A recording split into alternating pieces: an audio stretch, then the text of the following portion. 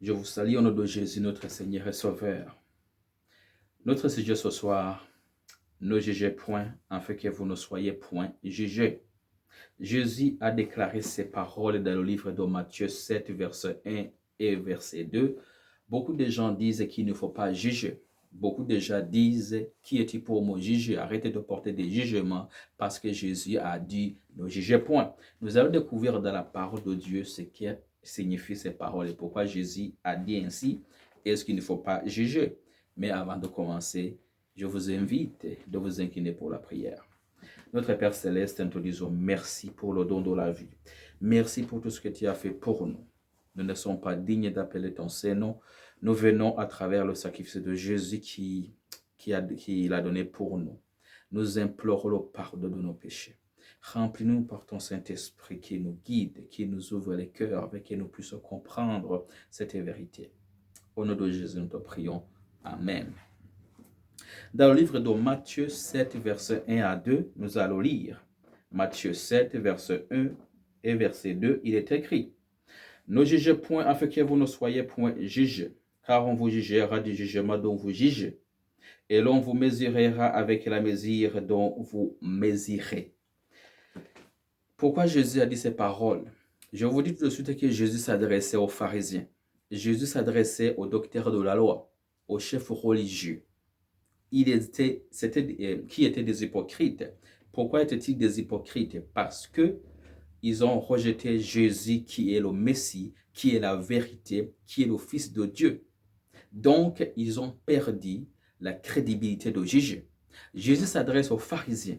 Jésus a toujours mis en garde ses disciples de ne pas faire comme les pharisiens.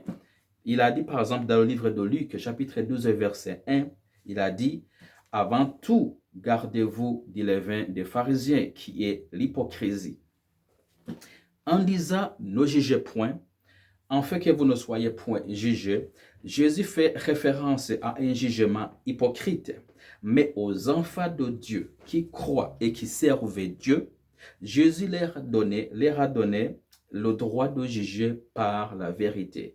Jésus leur a donné le droit de juger en se basant sur la parole de Dieu, en se basant sur les saintes Écritures. Jésus témoigne comme suit. Numéro 1. Nous allons lire dans le livre de Jean, chapitre 7, au verset 24.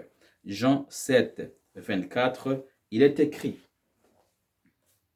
Ne jugez pas selon l'apparence, mais jugez selon la justice. Ne jugez pas selon l'apparence, mais jugez selon la justice. Nous devons donc porter des jugements en ce qui concerne la loi, les lois ou la parole de Dieu. Numéro 2. Dans Matthieu 18, verset 18, Jésus s'adresse à son Église, à vous et moi. Jésus s'adresse à ceux qui ont accepté sa parole, qui l'ont accepté comme guide, comme Messie, comme Fils de Dieu, à ceux qui font partie de son Église, à l'Église qu'il a établie. Voici ce qu'il déclare.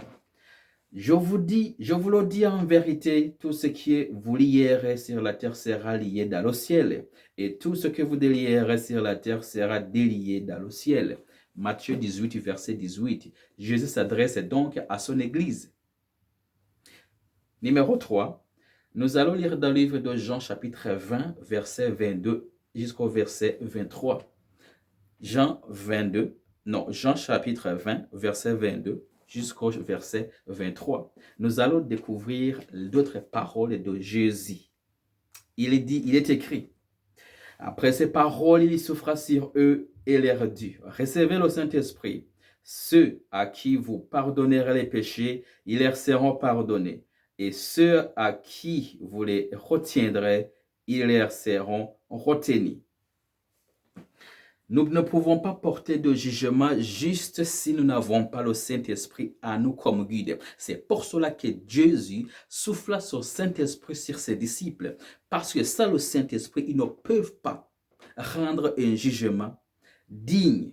Ils ne peuvent pas rendre un jugement qui se base sur les saintes Écritures. C'est le Saint-Esprit qui les guide, qui doit les guider dans la parole afin de rendre des jugements juste.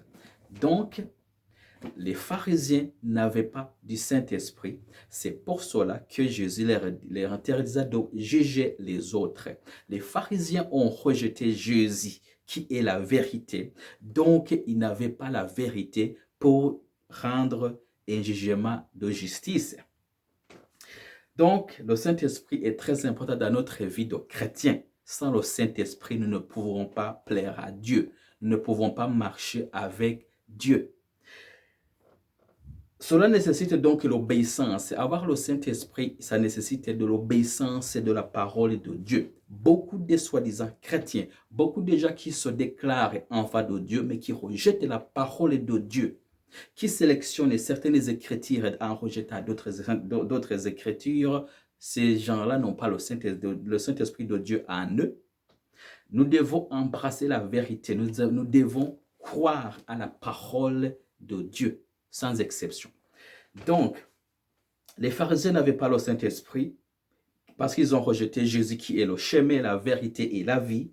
Voyez ce que Jésus dit aux scribes et aux pharisiens dans le livre de Matthieu, par exemple, 23, verset 23, et dans le livre de Luc, chapitre 11, et au verset 42.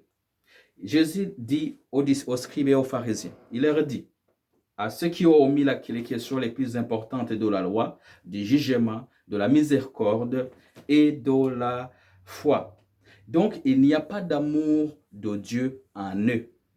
Comment peuvent-ils donc juger les autres? Ils avaient perdu leur crédibilité pour juger. Voilà pourquoi Jésus déclara aux pharisiens, ne jugez point. Mais à son église, à son église, à ses enfants, à vous et moi, Jésus dit, ne jugez pas selon l'apparence, mais selon la parole de Dieu. Basez-vous sur la parole de Dieu. Et c'est le Saint-Esprit qui doit nous guider à rendre des jugements justes. Quatrièmement, dans le livre de 1 Corinthiens, chapitre 5, verset 13, il est écrit, pour ceux du dehors, Dieu les juge. Ôtez le méchant du milieu de vous. Que Dieu vous bénisse. Notre Père Céleste, merci pour cette vérité. Merci pour ta parole. Ouvre nos cœurs. Sanctifie-nous par ta parole. Enseigne-nous à marcher selon ta volonté. Que nous puissions vivre selon ta parole. Au nom de Jésus, nous te prions. Amen.